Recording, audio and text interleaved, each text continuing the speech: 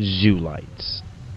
Located in the heart of Houston at the Houston Zoo, Zoo Lights is the upcharge Christmas event where families can walk around the zoo and see various light displays. But, given that the price is a bit more than other Christmas light events, is it really worth it? Find out in this review.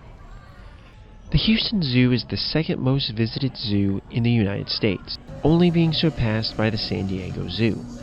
It is located within Herman Park, so the parking lot is shared and free for both places.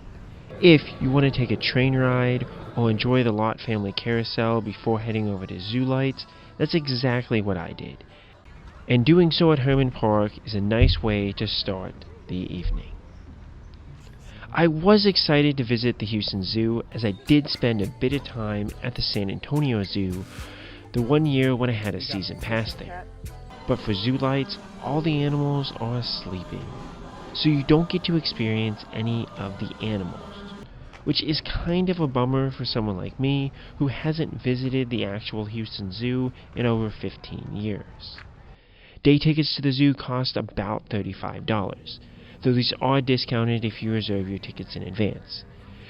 The same price point seems to be true for Zoo Lights, and although the price does vary with when and how you book, $30 to $35 a piece seems to be about what you can expect to pay for this event, with about a $4 upcharge if you don't buy in advance, and a $4 upcharge for going on busier days or times.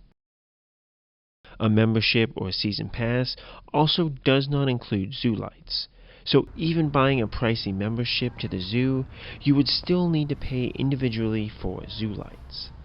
The price also gives discounts based on when you enter. This really is misleading as the website says a day is from a certain price, but that is just the latest admission you can buy around 8:30 or 9 p.m. The event is open until 10:30 each night, so you can get a small discount if you hit up Zoo Lights later in the evening, but that likely will not work for most families. You can arrive anytime after your reservation, so all you're really purchasing is what time you think you'll arrive earliest at the event.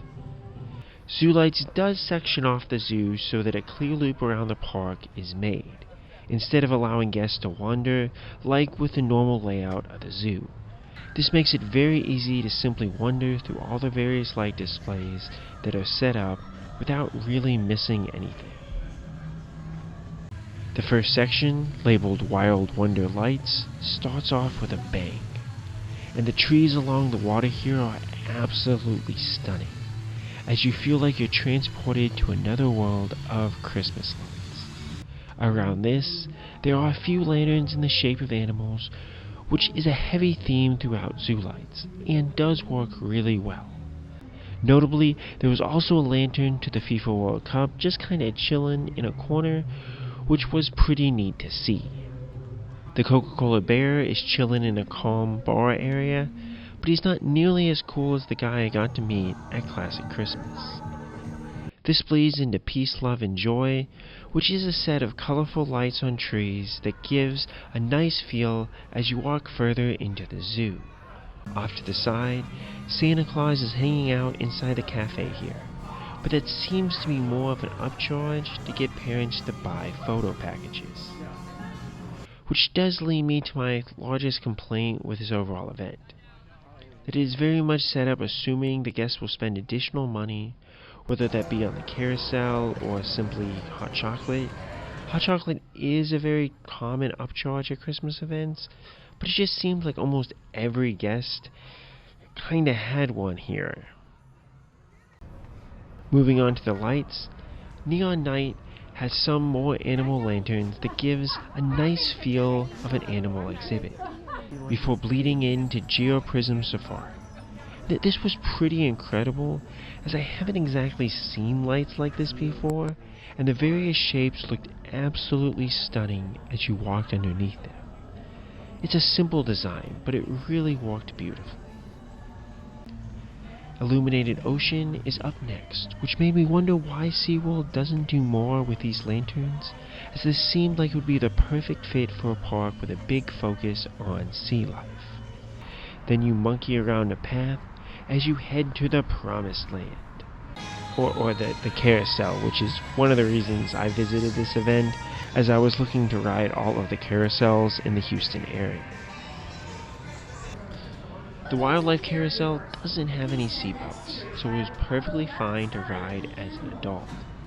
There are some unique smaller animals to ride, and I just had to ride on one of the logs because of how unique of a position that is for a carousel. Though being pretty thin, it did hurt having to sit on it for a while. The cycle is only about 3 minutes, but with a large number of families riding, you will need to wait about 5 minutes for everyone to load and get settled in. The actual carousel ride itself is fairly underwhelming, as it doesn't offer any good forces, just kind of rotating around in a slow up and down motion. So there are certainly better carousels throughout Houston. This is a $5 upcharge if you want to ride, $4 if you're a member, and you can pre-purchase this or buy it on site for the same price. If you want to go more than once, a day pass is $8 and includes unlimited carousel rides plus a souvenir wristband, so likely worth the extra $3 if you're looking to get in a few rides. Moving on from the carousel is Winter Wonderland, which is a play area for kids. There's fake soapy snow that falls, which is always great to see as a Texan, even if it's not real. There's a light stage to play on, plus a neon playground where you can sit or play on the seesaws, plus a sing-along stage that has pre-recorded snowmen singing Christmas carols, if you want to sing along. This is a charming enough area for families and was packed with kids on my visit.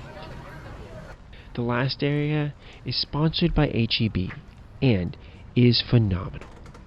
The other areas so far have had decent and charming light displays, but besides the initial waterway, nothing super memorable. The Enchanted Forest, though, takes heavy inspiration from butterflies and has incredibly charming lanterns that had me mesmerized. Add in a soundtrack to the area that transports you to a magical wonderland, and I had to slow down and just soak in all the glory this area had to offer. I'm a big fan of Christmas music, but this atmosphere fits in so perfectly that Christmas tunes simply aren't needed as you experience a truly special moment. Overall, how good is Zoo Lights? This is a charming light display with 2 strong exhibits between the lights along the fountains and the Enchanted Forest. The rest offer a good mix between animal lanterns and classical Christmas lights, all while enough Christmas music seeps in to create a festive atmosphere. Add in s'mores, hot chocolate, and a carousel, and there's plenty for a family to do to enjoy the evening. I do have some hesitation on price though, as $30 to $40 a piece for tickets is a bit much. There's really no discount for kids, with additional upcharges for hot chocolate and the carousel, which seem almost necessary to enjoy one's evening. Other light events like Magical Winter Lights are more charming from a lantern perspective, and Big River's Christmas offers a cheaper ticket with a wonderful mix of Christmas lights while having a mix of rides that families can enjoy. These other events are not located in the heart of Houston though, so they might be a bit of a drive for families. What has your experience been at Zoo Lights? Do you feel that it is worth the price? What's your favorite animal to ride on the carousel? Let me know, and as always, Kapkun Krap.